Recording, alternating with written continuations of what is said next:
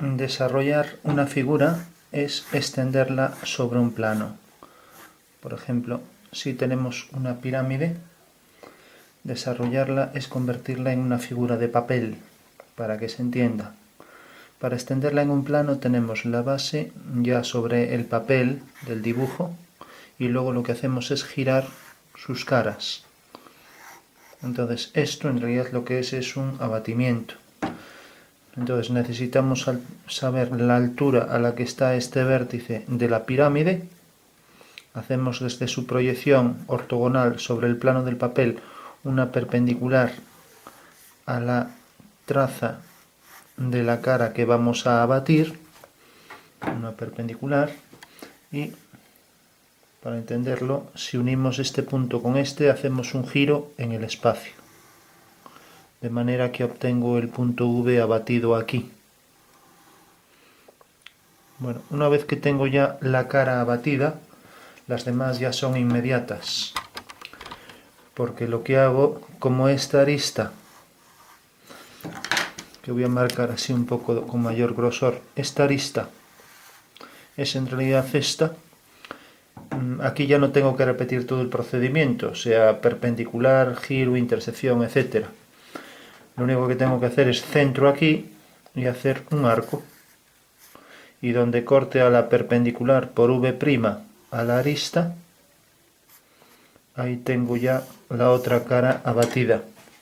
Y en la cara de atrás es igual, perpendicular a la arista del plano y luego giro y donde corte, ahí tengo ya la arista abatida, con lo cual de esta forma tendría ya las tres caras abatidas. Hay un detalle que conviene entender que es fundamental, es, como ya sabemos por abatimiento, este giro que hago no lo puedo hacer en diédrico porque en planta lo tengo visto desde arriba, es un plano vertical que estoy abatiendo, mientras que en alzado por regla general no está en un plano frontal, o sea que no lo estoy viendo en verdadera forma. Entonces lo que tendré que hacer será hacer un giro aquí, de manera que mediante una perpendicular traiga esta medida, esta altura aquí al suelo, uniré este punto con este y haré centro aquí para hacer este arco. Bueno, esto que he hecho aquí es exactamente lo que tengo aquí arriba en el espacio, pero lo he puesto aquí en el suelo.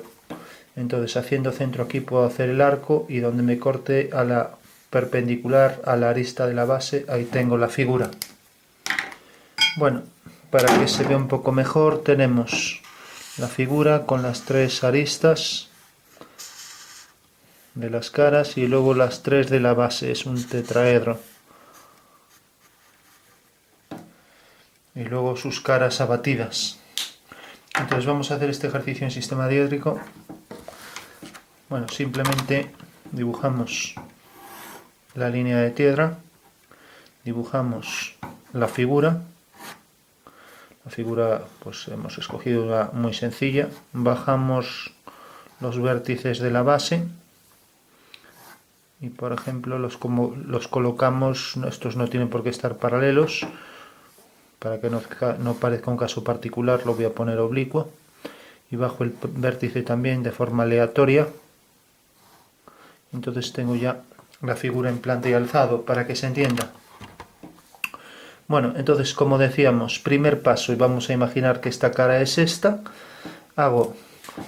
tengo, para que lo entendamos en el espacio, tengo la figura aquí, que es simplemente un tetraedro, una pirámide irregular con sus caras distintas. Bueno, pues tendré que hacer el giro de esta cara, el vértice este tendré que hacerlo. Entonces lo que necesito es la altura, la coloco aquí, hago la perpendicular y hago el giro en el suelo, en el plano de la planta. Entonces desde este punto que era V, hago la perpendicular a la arista que va a ser el eje de giro, que es esta, y ahora es cuando coloco la altura esta.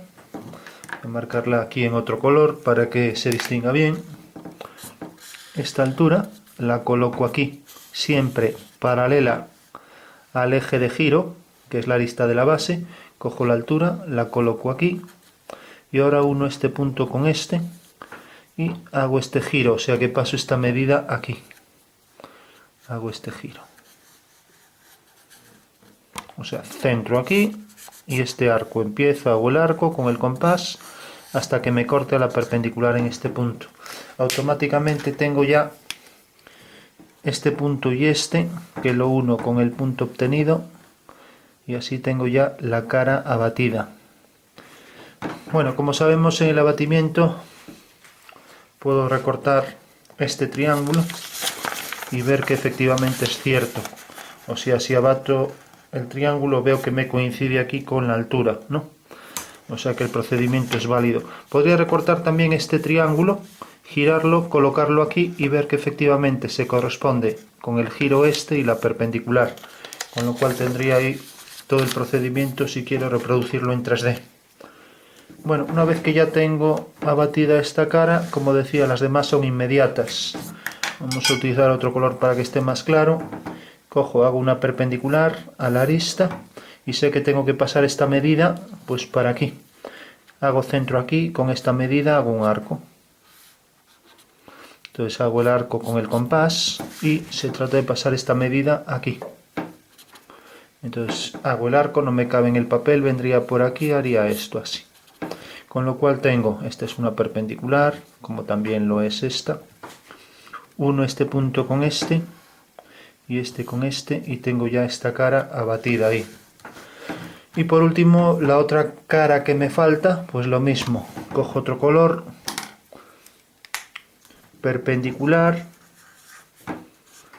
Como podéis comprobar, este triángulo que hice al principio solo me vale para el primero. Los demás ya simplemente cojo la medida de la arista, hago centro aquí y hago un arco. Hago un arco con esa medida hasta que me corta la perpendicular. Entonces tengo ya abatida la última cara que me faltaba. Bueno, tengo ya las tres caras de la pieza batida y tengo la base, con la cual podría recortarla, girarlas y ver que efectivamente ese sería el desarrollo de la pieza. O sea que podría construirla ya en 3 dimensiones en papel. En todo caso, si la pieza se complica un poco más, si por ejemplo yo digo que la pieza la hemos cortado por estos 3 puntos, por 3 puntos siempre pasa un plano. Esto no lo podría hacer con un prisma, a no ser que cada par de puntos estuvieran formados por rectas paralelas, porque 2 rectas paralelas ya determinan un plano. Pero bueno, los 3 puntos siempre determinan un plano, por eso un banco nunca cojea. Entonces no tengo más que bajar este punto aquí, este punto a la planta y este punto también aquí. Entonces sé que la figura que tengo que desarrollar es esta. Esto quiere decir que en realidad es la base lo que me interesa desarrollar.